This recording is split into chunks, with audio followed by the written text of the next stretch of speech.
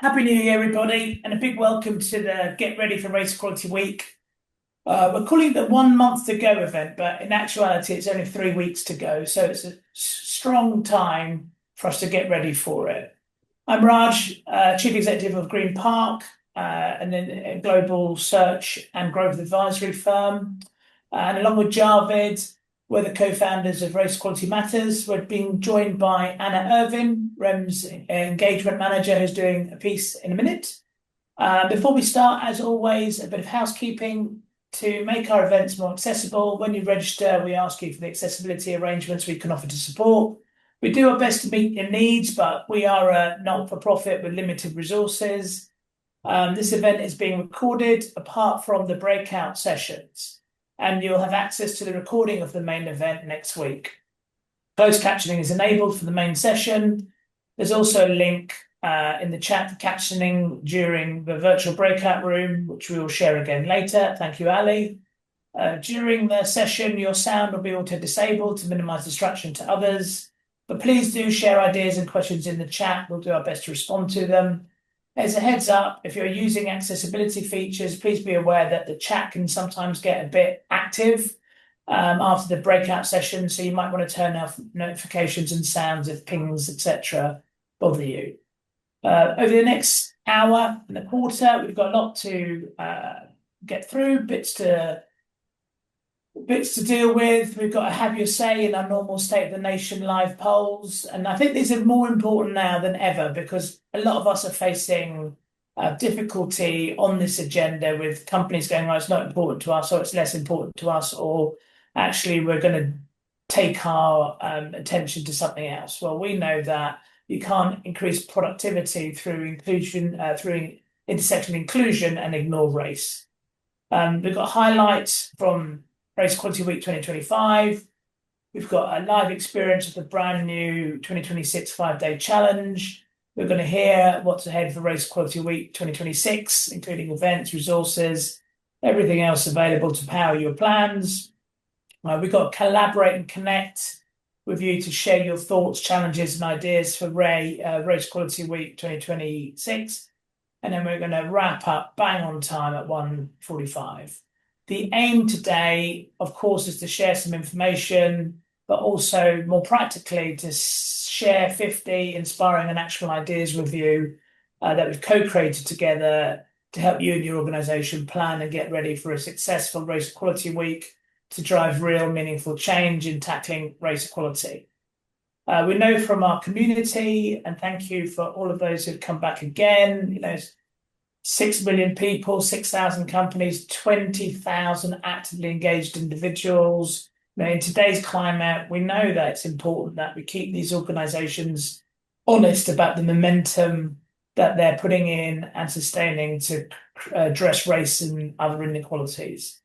For many reasons, but for the two companies I'm involved with, I want to keep organizations and their leaders honest and on track about promises they made around fairness, their ambitions around culture, where they have committed, we want to help them actually deliver some competitive advantage alongside better frontline services to the people they count as customers.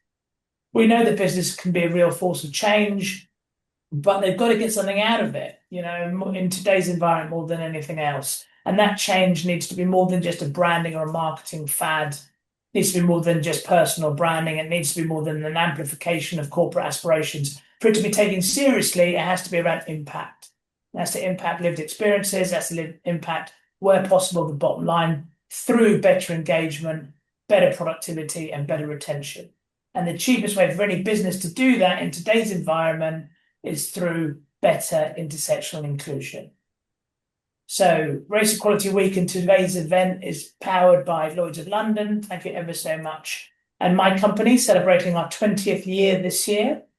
For those that are new to REM, here's a quick overview of why Race Equality Matters exists to help you and help you help others.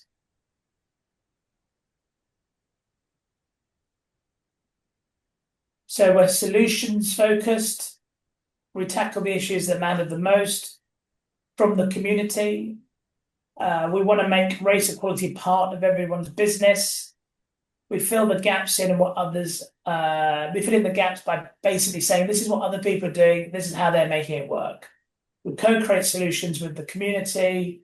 These solutions are driven by data and community insight. It's not think tank stuff. It's actually, this is working over here. How can we make it relevant to different organizations? How can we support them, release some benefits from the activity? We've currently got 8,088 organizations engaged.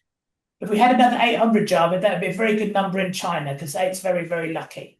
And more than anything else, we cut the crap and we focus on impact. So we've got 25,000 change makers helping co-create solutions, test them, and run impact in their organizations. Thank you to all of them. I wish more of you are Green Park clients. That would help us fund Race Equality Matters better. But we've got, with the team, over 500,000 individual data points, and they're from the State of the Nation stats, one-on-one interviews, collaborative focus groups, all of the diversity and inclusion work that Green Park Diversity and Consulting business has done. So we know what the issues are, we know what's not working, and what we're interested in is what's making an impact and how we can help people translate it from where it's working to where it may add value for them. Using that data is important to create new solutions and events and ensure that we're, as much as we can, giving you what we need. So some of these will be really familiar to you. It's Not Micro, 1.75 billion hits in the first month. The 5-day challenge, thousands of companies using that as a cost-effective mechanism to really focus effort. T-Break, My Name Is the one that got the big social media hits. So all of these are available. They're on the website. More and more people are utilizing them. We're inclusive, not exclusive. So we're trying to get this stuff out to people who want to make a difference and then support them in their organizations. We do that by including how to do it right, implementation guides and workshops for those of you who need help, or for those of you in really complex environments, or for those of you who just need an independent voice to help get it through the committee so it actually gets utilized properly. And we run these events throughout the year. Hopefully they show you like how to do it, what the skills are, some resources that you can utilize. Many of them are available for free. But as I've said, our solutions are designed to avoid being just tick box exercises. They're designed to make a real difference as evidenced with our numbers. Everything we create is built in collaboration with those with real lived experience of race inequality, skin in the game in terms around organizational improvement, and a view to if this makes money for our organization, how can they turn around and not do it? If this creates better frontline services when we have smaller budgets to work with, how can they not do it? So that's our direction of travel. That's a little problem that we're trying to help create solutions for. And, we're very grateful of all the help that we get because our mission is partnered by partnership. Our mission is powered by partnership. Everything we do is only possible because of the incredible funding partners committed to race equality that we've built up over the years. Always a special thank you to Lloyd's of London and Green Park for putting the money into Power Race Equality Week and more. But we've also been helped over the years by the Collaboratory, Jarvis Company, BT, Auto Trader, HS2, Direct Line, Amy, Network Rail, CMS, and our new partner, Navuna. So before we jump into today's session, for those of you who've been to our sessions before, we all start off with a State of the Nation poll so you can know what people are thinking, what people are feeling, who's in the room. So Sam, if you'd please launch the poll. That's fantastic. So nearly 150 of helping with our State of the Nation poll. So much appreciated. So to see who's in the room today, question 1. So 52% are ethnically diverse or appropriate equivalent and just under 50% an ally.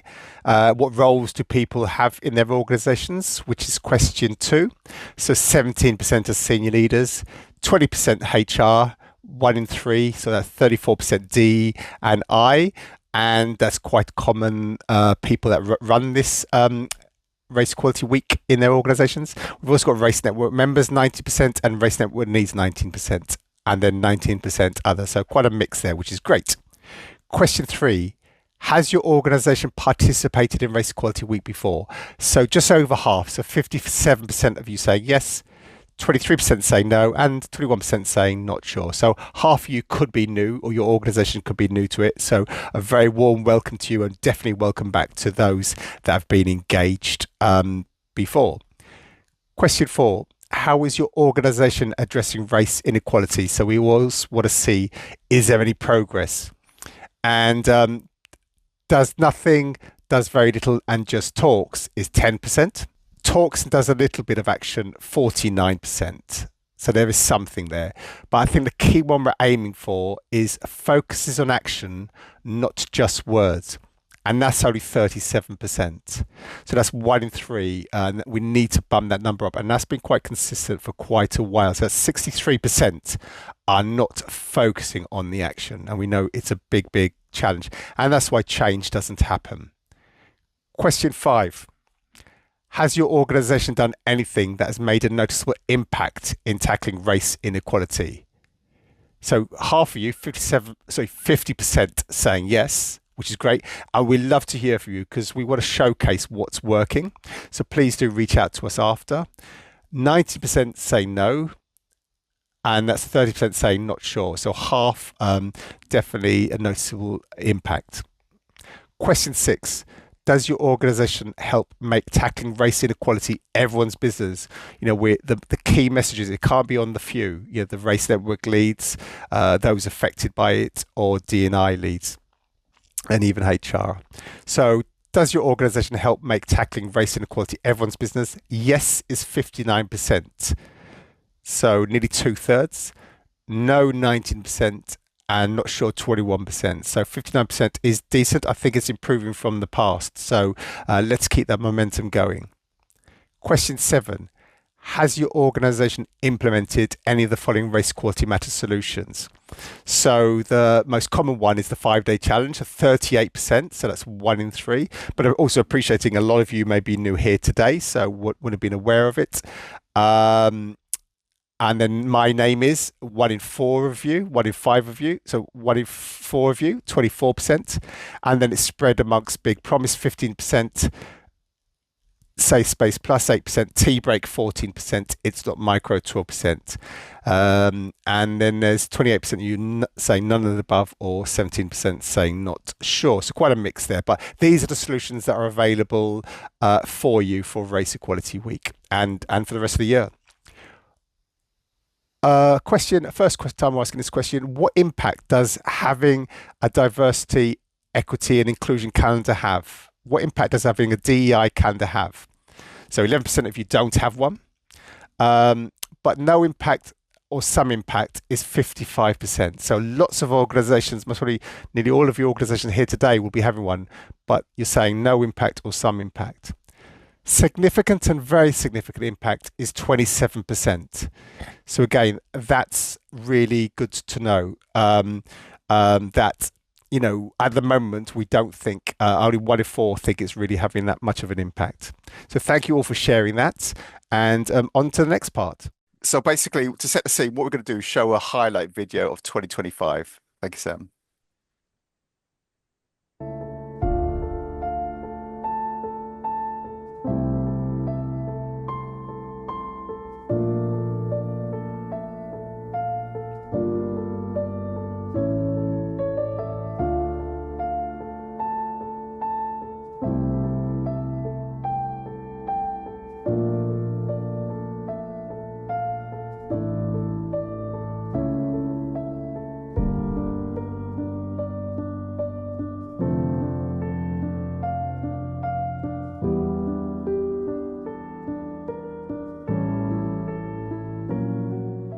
This year's theme is Every Action Counts, a powerful reminder that change doesn't just come from big moments or grand gestures. It's built through small, everyday actions that we can all take. It's Race Equality Week this week, and what that means to me is having a space where people can feel valued, bring their true self to work, and creating a space where we can celebrate each other. Everyone knows that engagement leads to productivity, but what we're saying is through getting involved in Race Equality Week, you can also increase inclusion, and that inclusion then increases your engagement.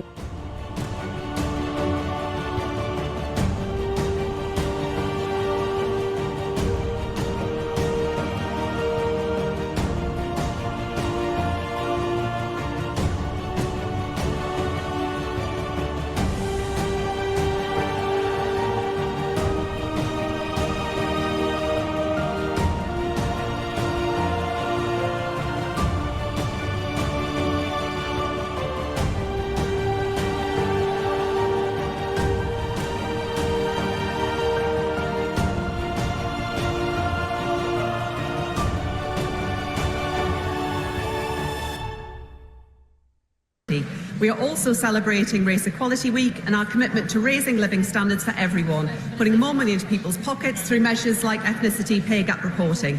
These initiatives demonstrate our commitment to fostering a more equal and inclusive society where everyone's dignity and rights are respected. I've already created my poster with Proud to Support Race Equality Week and dropped my picture in, so thank you for that.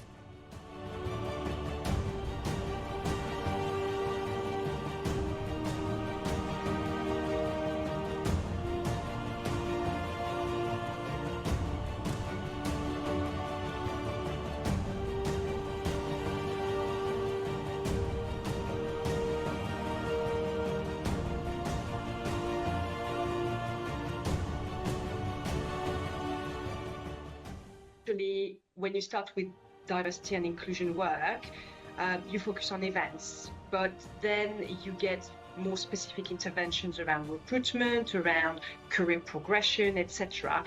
And then the ultimate objective, really, to be sure that you're focusing on the right things, is to be able to measure the impact of these things. Including the senior leadership team who was so passionate about fostering an inclusive environment. And trust me, that really helped us to increase our visibility and also just to open doors for us.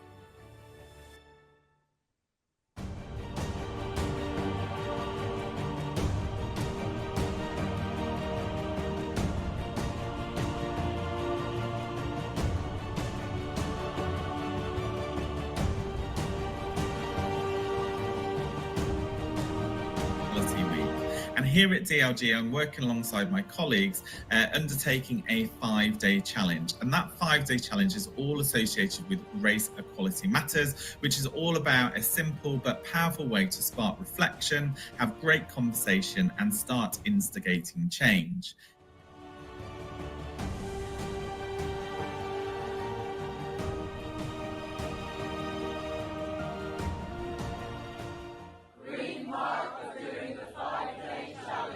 It's Pete Miles from the Environment Agency and I'm doing the 5-day challenge. I'm Gaia from ThoughtWorks and I'm doing the 5-day challenge. I'm Clark from High Speed 2 and I'll be doing the 5-day challenge.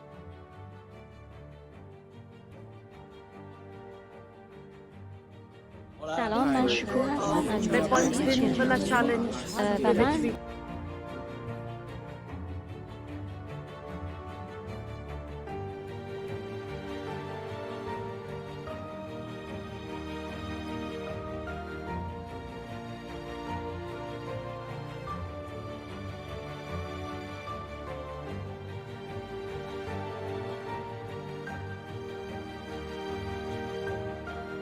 And I also said that I would report on how we're doing in relation to ethnically diverse talent.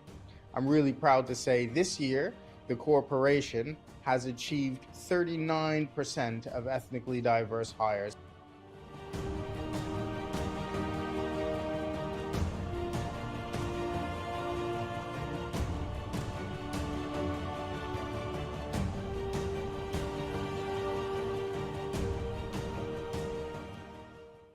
This week has made me go, yes, I can.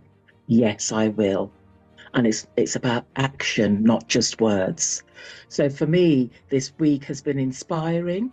I've put here motivated today. I've been energized.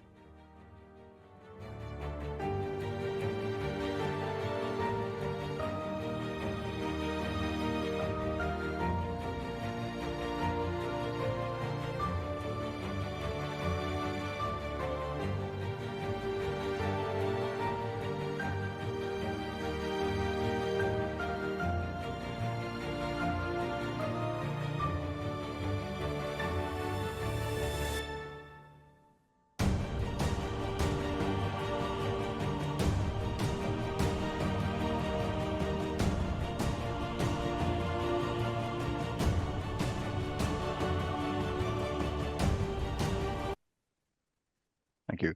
And just to say that was done in-house by the wonderful Anna, so hats off to her. And I see some people asking for a copy of the video. So you don't have to subscribe to Netflix. You can actually get it through us. We'll send you a link to the video afterwards. You can use it in your organizations.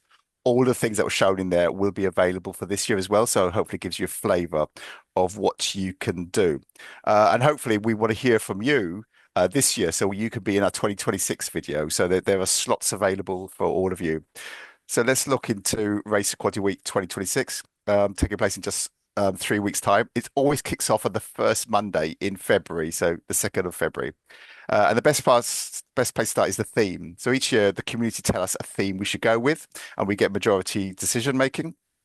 So previously we had Let's Not Get Back to Normal, then Action, Not Just Words, It's Everyone's Business, Listen, Act, Change, and last year, Every Action Counts.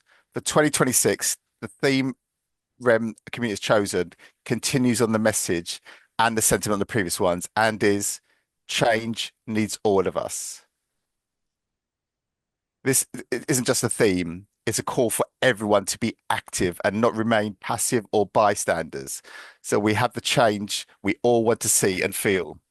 A reminder that every single one of us has a role to play, and that to break down the barriers of inequality, allies are not optional, they are essential. And as Helen Keller said, who's both deaf and blind, alone we can do so little together. So alone we can do so little, together we can do so much. And that is exactly why change needs all of us. So why is it more important now than ever, as Raj touched upon? It's because those who feel excluded, singled out, and that they don't belong suffer. And as a result, it impacts on people and the organization. In a recent survey, 83% of employees said they had left their organization because they felt they didn't belong. A further 15% have thought about leaving. 98% of your workforce are at risk of leaving. And there's a cost to this, to the organization and the people, and we'll touch that later. The Drive for Race Equality Week is being carried by, so Drive for Race Equality is being carried by the few, which can make it slow, and we hear a very lonely, isolated battle, which we know many of you experience, and we see and we hear you. So this is why change needs all of us, not just the race network leaders, not just diversity and inclusion leads, and not just HR or organization leaders. It needs every single person, because change isn't created by a handful of people. The few can be a spark, but it's when the majority become active is when we see change happens. And it's created by all of us. And that's the message behind change needs all of us. No matter who you are, no matter where you work, no matter how much influence you think you have, everyone can make a difference. And it goes to last year, see, every action will count. So quick video from Mark Lomas, a fantastic Race Equality Week partner, explaining a bit more about what he thinks about Race Equality Week. Why is this year's Race Equality Week theme, Change Needs All of Us, important? This year's theme for Race Equality Week, Change Needs All of Us, is really very important. And why is that? So often we see efforts around inclusion siloed, but if you want to make a real impact, if you want to make real change, everyone has to be galvanized to make that change together. It's about making where you work a brilliant place every day for everyone. Why should organisations get involved? Organizations should get involved with Race Equality Week because it's a wonderful way to engage your employees. We are so proud to be headline partners with Race Equality Week. Already, we've reached over 5 million employees through this partnership across the UK. And that's a great reason to be involved, be part of the movement. How can organisations get involved? You can get involved in a number of ways. There are so many great solutions available via Race Equality Matters during Race Equality Week, whether that's My Name Is, the 5-Day Challenge, the Big Promise. Those are all available to you.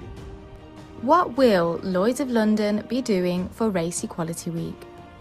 Lloyd is going to be undertaking a number of activities during Race Equality Week. First, we'll have a senior leaders dinner to talk about race equality issues in our market and more broadly, delivered through our partners, Race Action Through Leadership. We'll also be holding some events for our Inclusive Futures talent pool and running a number of the solutions across Lloyds. It's a wonderful opportunity to engage your employees in making everything better for everyone every day. So make sure you take part, because change needs all of us.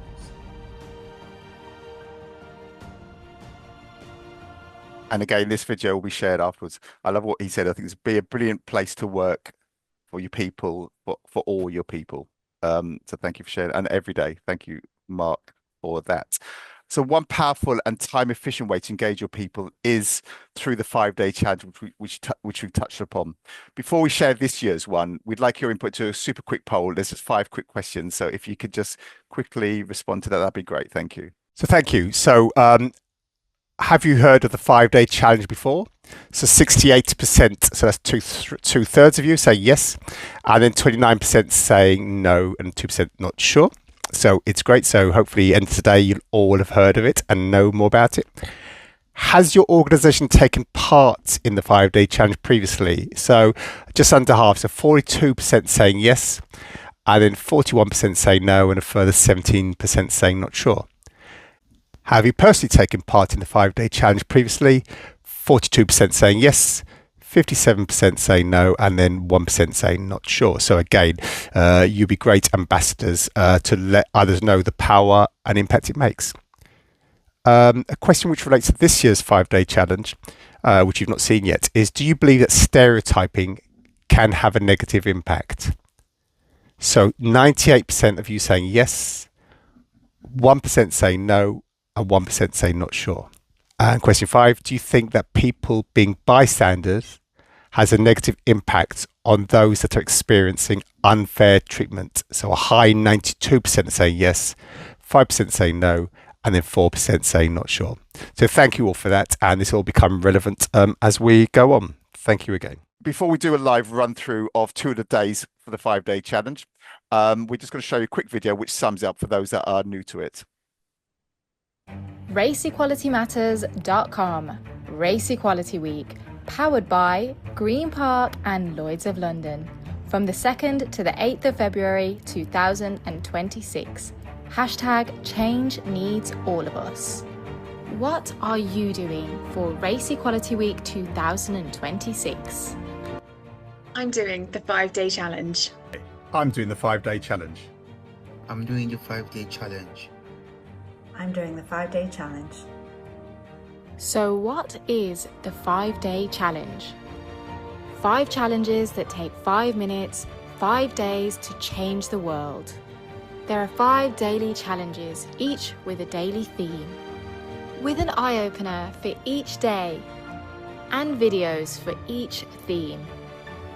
And each challenge takes just 5 minutes.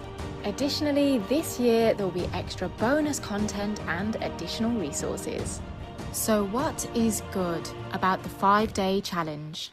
The 5 minutes bit. So we do a lot of these in our kind of bystander training, our allyship, unconscious bias, disarmament, discrimination. We have a recovery college that co-produce all of these courses. But the bit for me was the 5 minutes over the 5 days. I really think it's a great concept. We can take it into our board, we can take it into our senior leadership events, etc. And there's no excuse for people not to do it. That's the thing. It's about really creating time. No one can say, we haven't got time to do this, Sharon, so no excuse. 87% believe it will have an impact. Thousands of organisations across the UK are doing the 5-day challenge, reaching over 1 million employees. We're doing the 5-day challenge. It's also happening across the world.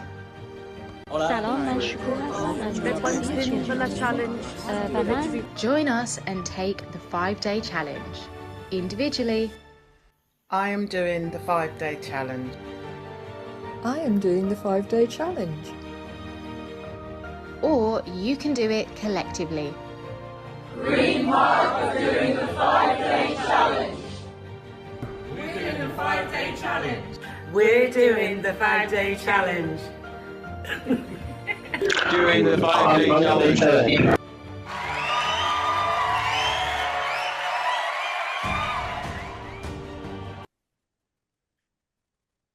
Thank you, Sam. One of the reasons the 5-day challenge is so impactful is that it raises awareness, it builds knowledge, and it encourages behavioral change. Now, many organizations invest in one or two of these areas, but real lasting impact requires all three working together and consistently. That's exactly why the 5-day challenge was created, to help organizations strengthen all three elements and drive meaningful, sustainable change. And one of the 2025 participants summed it up brilliantly. It keeps race inequality at the front of people's mind, but in a non-threatening and a non-judgmental way. It calls people in rather than calling people out. The message is clear. It works, it's needed, and it's growing. So let's make 2026 our biggest year yet. So now on to the exciting part. Anna's going to do a live run through of 2 of the days. The days we've got in the pack this year is stereotyping, the bystander effect, how communication styles lead to misunderstanding, the allyship gap, being an ally versus an active ally, and of course the big promise at the end.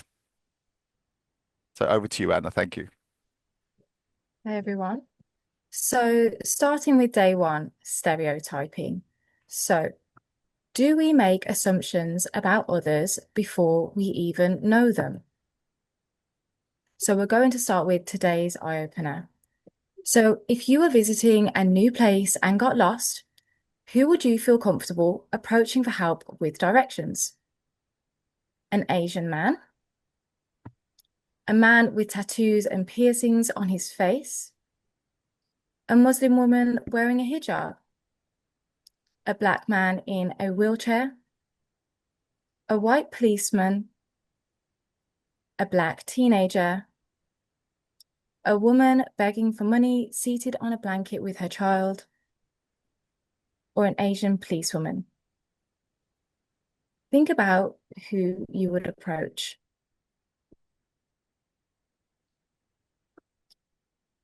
Now think about what made you choose those answers. Did you select all of them? And if you didn't, why didn't you? So we're now going to watch a video to sort of explain this in a bit more detail, or show this in a bit more detail.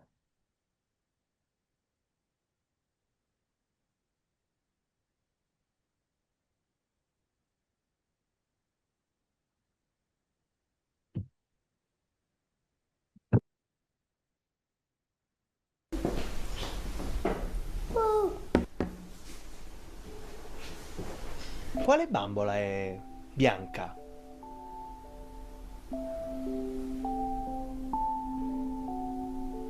Quale bambola è nera? Quale delle due è bella? Questa. Qual è quella bella? Qual è quella brutta? E qual è quella buona? Quale è cattiva?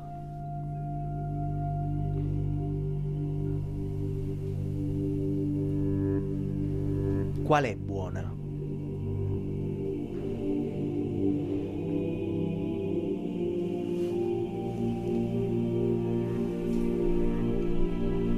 Lei. Perché è buona? Perché ha gli occhi celesti. Quale è cattiva?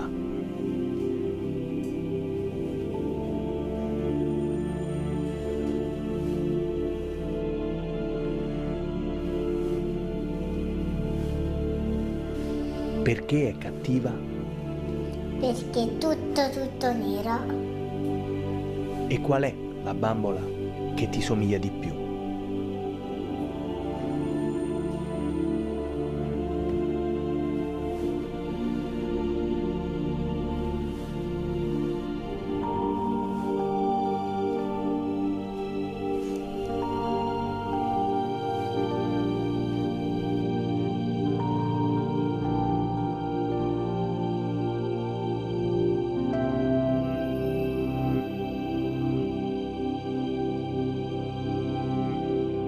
Quale bambola è nera? Mi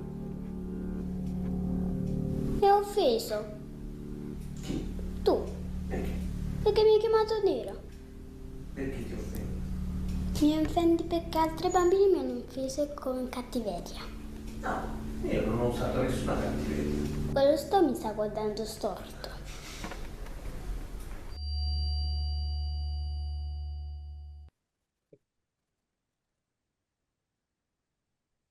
So just that video may bring up a lot of different feelings for all of you. I can see in the chat that it can be very hard to watch. So if you just need a moment, you can take that. But what that video shows is, and similar to the eye opener, is that choices like who would you choose to be prettiest or who would you approach for directions are often informed by stereotypes. And stereotypes are ideas that we share about certain groups of people, which make generalizations about some of their characteristics. And so we typically see someone, and within seconds, we make an assumption about who they are.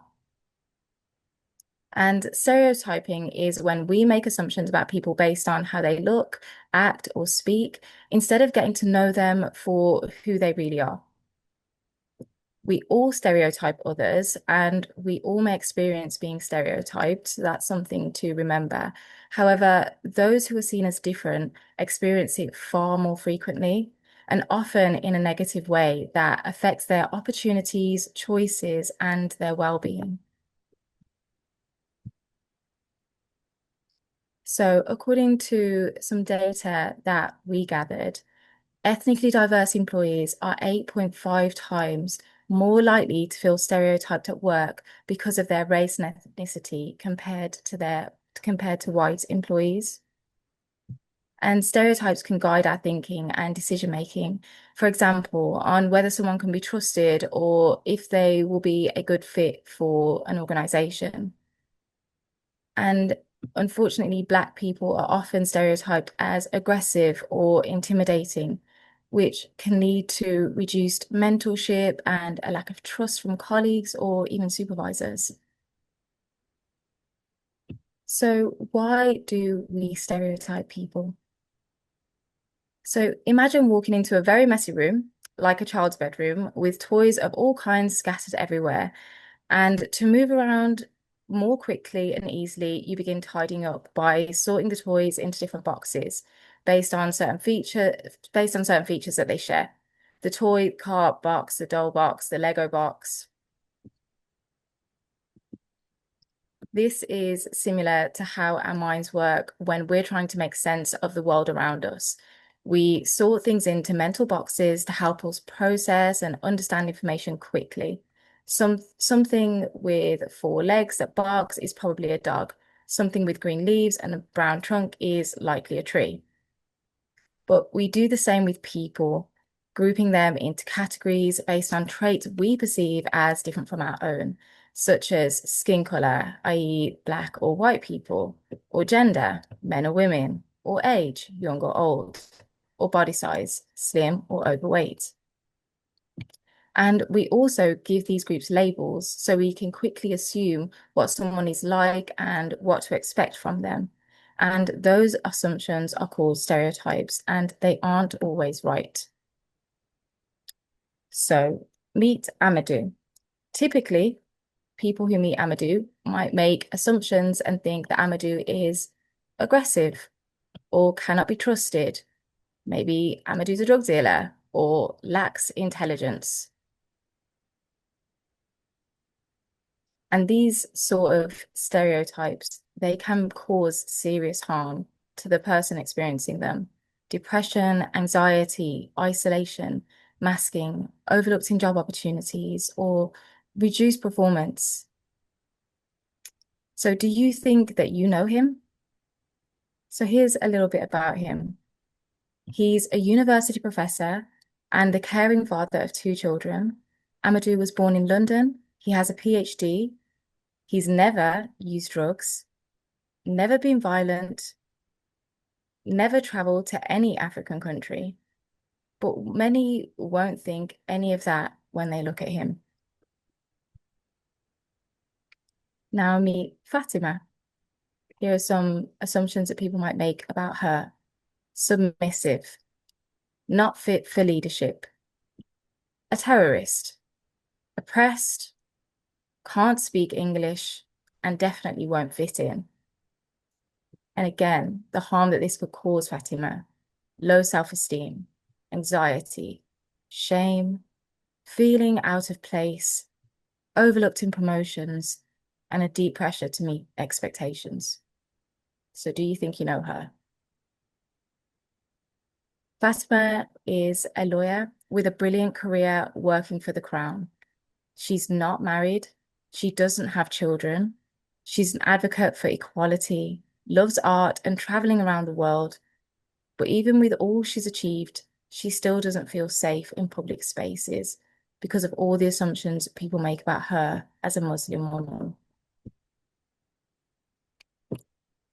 When we place people into boxes, we risk judging them based on assumptions rather than who they really are.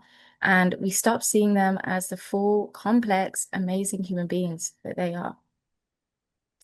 Even when stereotypes sound like compliments, like Black people are really good dancers or women are gentle and caring, they can still hurt because not all Black people are good dancers, and women shouldn't be expected to be gentle and caring. People can feel forced into a box that they didn't choose and feel like no one sees who they truly are as individuals, but only as these labels that are attached to them that may not even represent them. But one thing that's important to know is that, similar to the video, no one is born believing in harmful stereotypes. There's something that's learned over time. And the good thing about this is that they can be unlearned. So, just to think, what is one thing you learned from today's challenge? What might you do differently from now on? And here are some further actions that can help. So, actions that you can take. So, becoming aware of stereotypes is the first powerful step toward a world shaped by understanding and fairness, and not assumptions and bias. So, learn to recognize and avoid stereotypes. Avoid generalizations implying that all people from a certain group are the same. For example, women are emotional, or Asians are good at math. You can also learn by talking among colleagues. Which stereotypes do you see or hear often? Which ones do you experience? And next time you're watching TV or a movie, pay attention to whether any of the characters are shown in a stereotypical way. Next, see people for who they are, not just as the group that they belong to. So take time to get to know colleagues as individuals, listening to their stories with empathy and challenge your own perceptions. Thirdly, call out stereotypes and microaggressions. Speak up when you hear biased remarks, even if they're meant as just a joke. For the person, it's typically not a joke, and usually it hurts. So we've now reached the end of that challenge. And if you are curious to explore the topic further, this year we have extra bonus content and additional materials. So now we're going to move on to day 2, the bystander effect. So have you ever witnessed a colleague being treated unfairly and noticed that no one stepped in? So picture this situation. Eberechi, a new employee of Nigerian heritage, has recently joined the organization. During a team meeting, he introduces himself to his colleagues. While he speaks, one team member interrupts him, saying, "Foreign names are too hard to pronounce. I'm going to call you Ebby from now on." The room falls quiet, and everyone looks around, unsure of how to react. Some members feel uncomfortable, some team members, but no one says anything. They assume someone else will speak up or that Eberechi will address it himself. Eberechi pauses for a moment, clearly unsettled, but continues with his introduction without comment. The meeting moves on as if nothing happened. So how would you react if you were one of the colleagues present at the meeting? Nothing. It's none of your business. I'm aware I should be doing something, but I wouldn't know how to handle the situation. I'm aware I should be doing something, but I would be afraid of my peers' judgment. I would step in, but only if someone else stepped in first. I would step in right away, even if no one else did, and try to call out the microaggression. I would go and comfort Eberechi after the meeting to see how he felt about the situation. I would go and speak with the team member in private, explaining that they should not say certain things. So how did you feel while hearing about the situation above? And what made you choose your answer in response, in how you'd respond? So here we're going to watch a video by Mia Goodrich to explain it further. I'm not 100% sure why I'm being asked to share this story, but I'm guessing it's because somebody needs to hear it. When I was 16, I went into what I thought was going to be a normal day at biology class. And when I walked in, all the desks were arranged in a circle in the middle of the room. And the instructor, who had always been a really amazing, loving, kind instructor, was super militant, super scary, and just looked at us and said, "Sit down, shut up. You are not allowed to move, to speak at all, and anyone who does will immediately fail my class."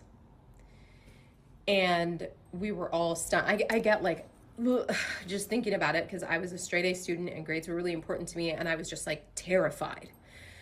So we're all sitting there silently, nervous out of our minds. And in the middle of this circle that we were all sitting in, there was one desk. And on this desk was a bowl with a goldfish in it.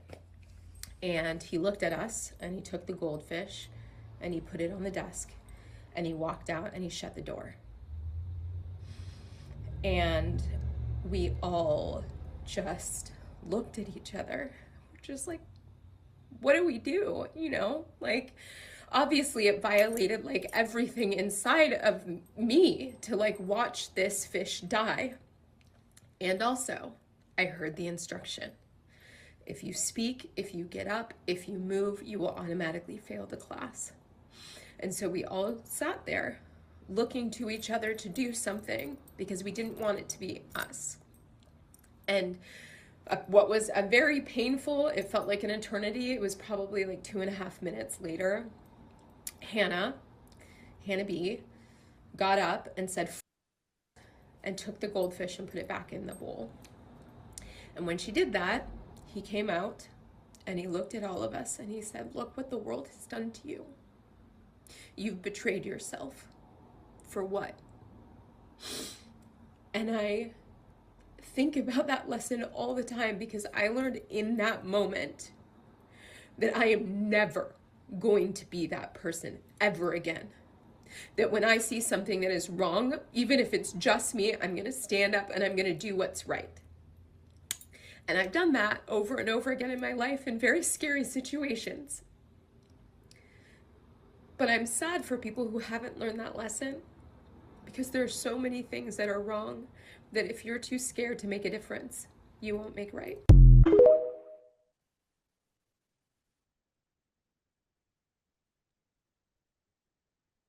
So after watching that, why do you think it is so hard for people to step in when they see others in need of support? And the reason is the bystander effect.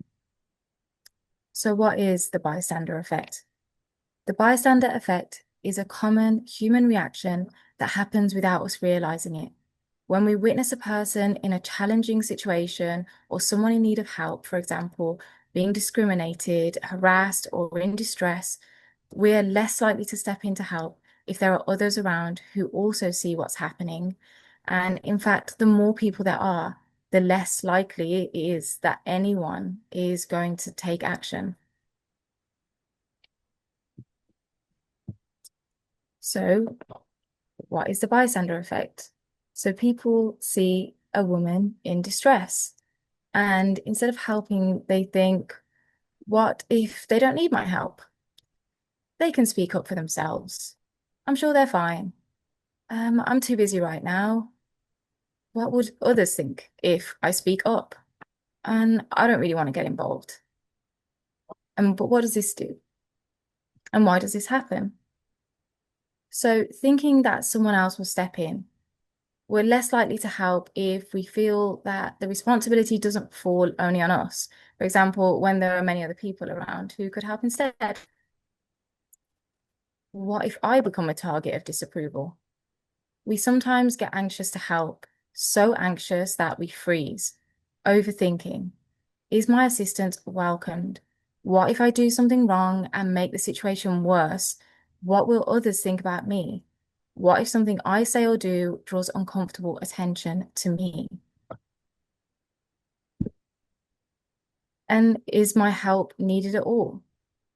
When a situation is ambiguous and it's unclear whether someone actually needs our help, we unconsciously rely on others' judgment and behavior to decide whether that situation requires our intervention. If no one else steps forward, why should I?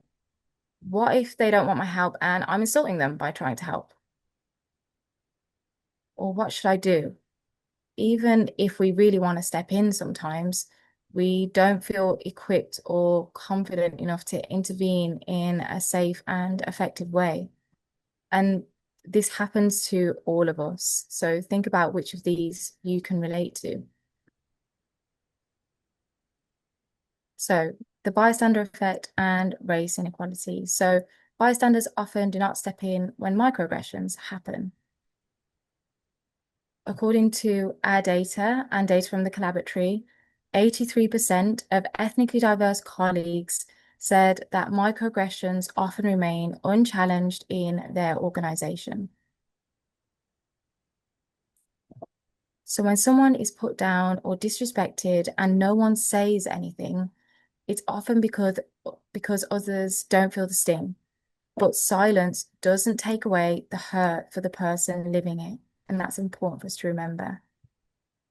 So if you are neutral in situations of injustice, you have chosen the side of the oppressor, which was said by Desmond Tutu. So how do we remedy this? Become an upstander. So here is a step-by-step model for bystander intervention. So the event happens. You notice that something is happening. You interpret the situation as needing help or assistance, and you accept responsibility for helping. And you know how to help. And then you help. So how do you help? So you can shift attention and diffuse the situation. You can step in or check in with the person affected. And you can delay and delegate and wait to intervene when it's safe or appropriate and or seek assistance from others. Now, not everyone feels safe or comfortable speaking up, especially if they're from an ethnically diverse background or are in a minority or they don't speak English fluently. If you don't feel you have a voice, you can report the harmful behavior privately to a manager, HR, or through any anonymous reporting options your workplace offers. And the important thing is to do something, say something, say nothing, and you'll let the behavior continue. So what is one thing that you've learned from today's challenge? What might you do differently from now on? Here are some actions that can help. So, play your part in making race equality everyone's business. Listen to how your body feels. If you feel something isn't right, it probably isn't, and that's your cue to help. And gain confidence by practicing how to become an upstander and have it go practicing what you would do in a similar situation. So now we've reached the end of that. And again, we have bonus content and additional resources for you. Okay, so that's live run-throughs of 2 of the days. And now what we're going to do is, so day 3 is how communication styles lead to misunderstandings. Day 4 is the allyship gap, being an ally versus being an active ally. And then we've got the big promise. On the big promise is a tool on the website, or you can download it. You tick the promise you make, and then you can create a lovely, pretty postcard like that. So can we just do a quick poll for your thoughts on the 5-day challenge, please? So we hope you found the 5-day challenge experience or taster experience interesting and insightful. And thank you for responding to the questions. So do you think the 5-day challenge will help colleagues better understand some of the key issues related to race inequality? A whopping 92% of you saying yes, 2% say no, 6% say not sure. So again, this is a stat you can share internally with your people and colleagues. Say, this is why we should do it. In comparison to other diversity and inclusion initiatives, how effective would you rate the 5-day challenge in tackling race inequality? So more effective or significantly more effective is 84%. So, of all the things we can do and choose to do, 84% think this is more or significantly more effective. Question 3. In your opinion, do you think the following will make an impact? So the 5-day challenge for stereotyping, 72%. So that's nearly 3/4. And then the bystander effect intervention, 82%. So both of them, we looked at it earlier, say where we said, stereotyping and bystander effect is a real issue in organizations for those affected. So this is a wonderful, wonderful tool for that. Question 4. Do you think the 5-day challenge will help tackle race inequality in your organization? And again, 72% of you saying yes, and then 25% saying not sure. So I can appreciate many reasons why. But 3/4 of you thinks it will help tackle race inequality in your organization. Is your organization planning to implement the 5-day challenge 2026? 47% saying yes, which is great, and then 47% saying not sure. And we can appreciate that. Maybe you're not decision makers. So only 6% of you saying no. So we know it's landed well. So thank you all for completing that. How we'll support your organization in implementing it is we'll once again provide a 5-day challenge how to do it right guide for project managers. And just like last year, there will be daily ready-to-go downloadable PDFs for each challenge day, which can easily distribute to employees or make available via your organization's employee portal. It's simple, it's accessible, and designed to make rollout effortless, and we hope you like it. As with all our solutions, the Finance Challenge has been co-created with the community. So here's some of the people that we'd like to say a big thank you. I've seen some in the room, so call out to Deborah and others. So big thank you to you. And we can't do it without you. So thank you so much for that. One thing we have to is share and announce with yourselves. Times are tough for us, and we don't want to become a wuss. That's for the older people here. We want to ensure that we're still here in 5 years supporting you and your organization with its race and wider equality work. We know that things are incredibly tough for you right now as well, especially those working to address race and other inequalities. Many of you shared openly with us the pressure on your budgets, the cuts you are facing, and increasing demand for meaningful DEI work. But it's also a financially challenging time for Race Equality Matters as a not-for-profit and to be able to survive. For the past 5 years, more than 90% of everything we've done has been made free, made possible by our wonderful partners. And to continue supporting you and ensure we're still here in the future, we need to take a sustainable approach, and we need your support for this. So we're not introducing prices, we're introducing what we're going to call sustainability. We do remain committed to equitable access. The 5-day challenge and Race Equality Week has grown far bigger than we expected, and it's cost us over £68,000 to create and run. We've absorbed these costs for as long as possible because we believe deeply in the importance of race equity. But to keep going, we need to generate income for us to fund this work and create more things for you beyond Race Equality Week. We want to be clear and reassuring. Race Equality Week, including its events, support, resources, and participation, is still free. Your involvement, your voices, and your communities matters. So we're committed to ensuring that nobody loses access to the platform and the community we've built together. We're committed to keeping the 5-day challenge accessible, equitable, and sustainable. We know it makes an impact. It makes people feel valued. It helps people be visible. It creates change in an organization. And there's damage done if people don't feel they belong or safe in their organizations. Productivity dies. There's recruitment costs and discrimination cases. So there's a cost by not addressing these issues.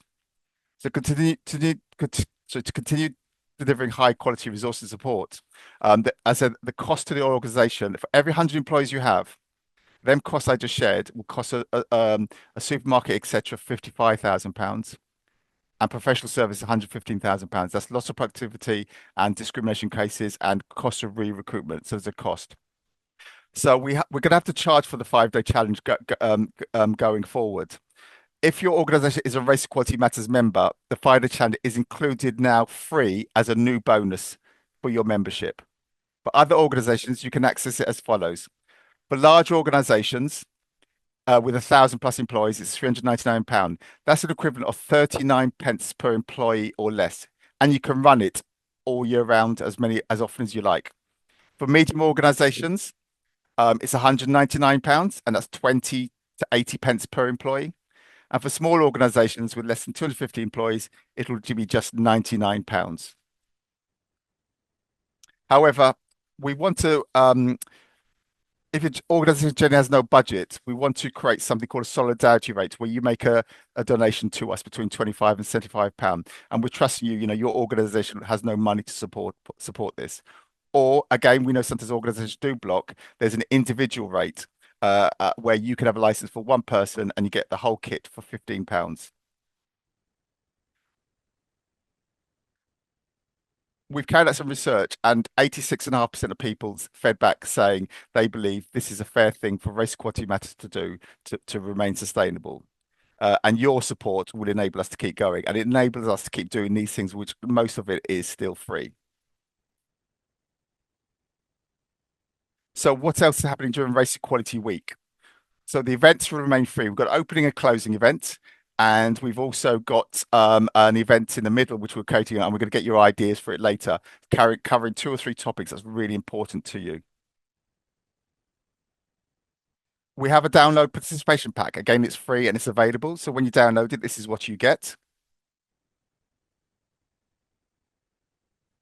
You'll be able to use the official Race Equality Matters logo or the Race Equality Week logo. You get promotional graphics, you get email footers, you get a virtual background where you can put your own logo on. So when you have meetings, say, we're part of Race Equality Week. There's the Proud Support tool. Again, you can put yourself in there or your organization's logo, which we shared in the videos earlier. And a digital flyer, again, which you can share to people in your organization. And then obviously access to the videos that we've been sharing today.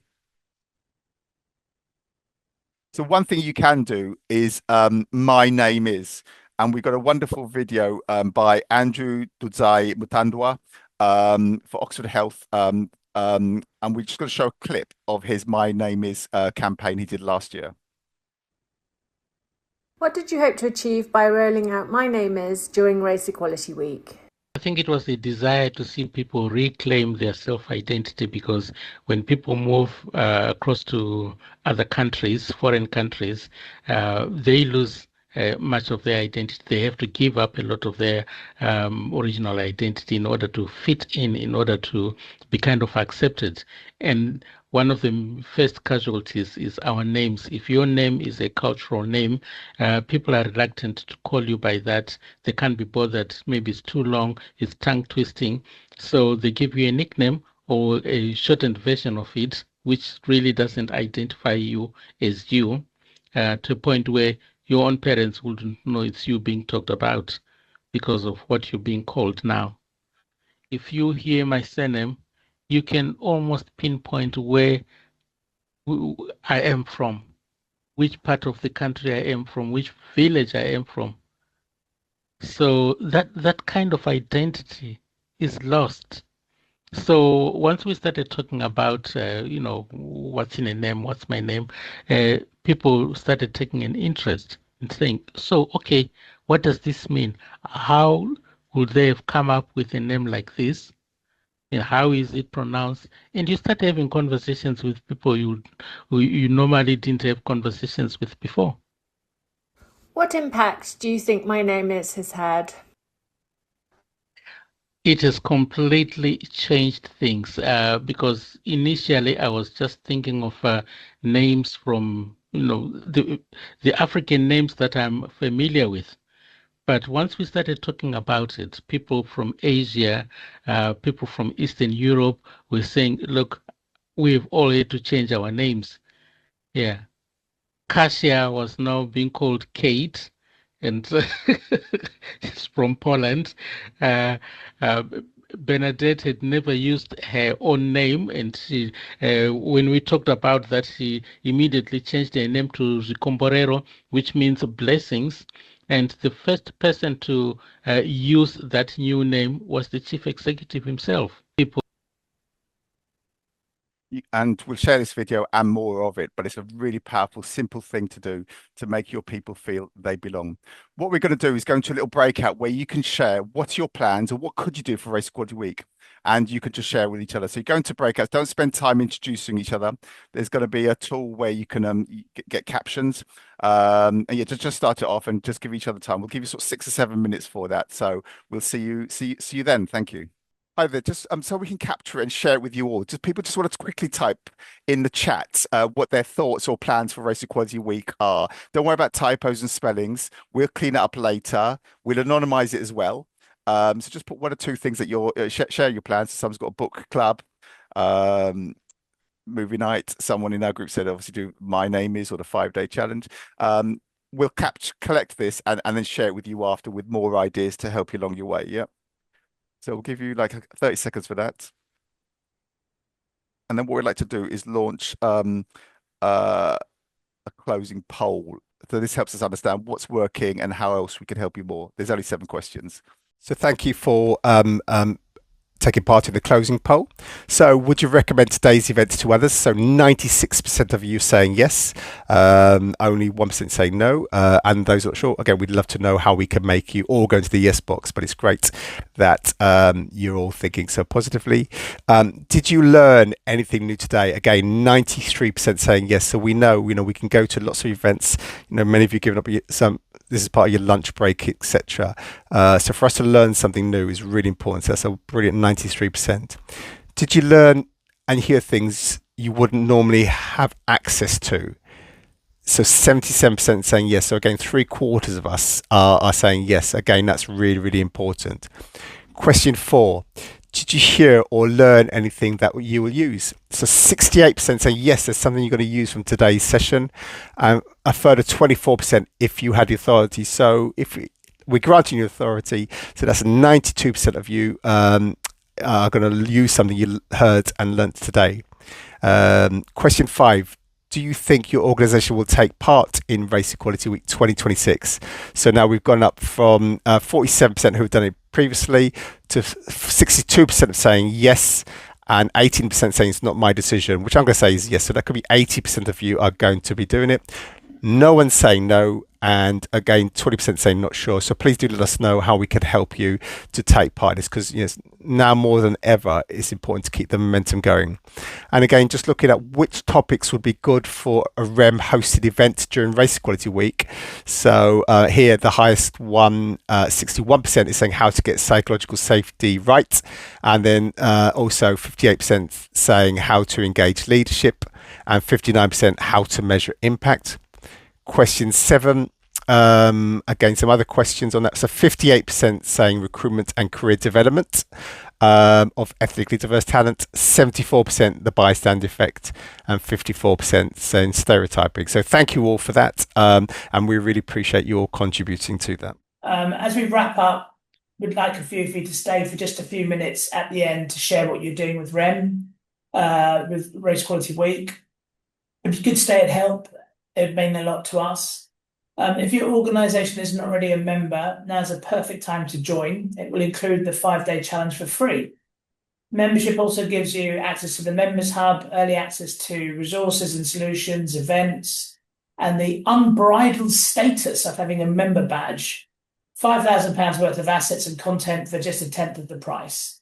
The link is in the chat. Please do check it out or send it to the person in your organisation who would benefit the most from this. We now can provide REM expertise with workshops, training and support for your organisations. And a huge thank you for you all to put your time and input. Thanks to our contributors, Andrew and Mark, and also to our partners and sponsors for all that they do. We've all got conflicting priorities. We've all got other things to do. So if you are here from the team, thank you for investing the time with us.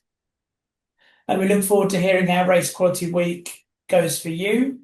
And we'll share how it goes for other people with the people in our membership network. Race Equality Week 26, hashtag change needs all of us. I don't think that's ever been truer. So on behalf of myself, Javed, Anna, and the whole team, we wish you a positive, happy, healthy, and most of all, successful new year. Thanks, everybody.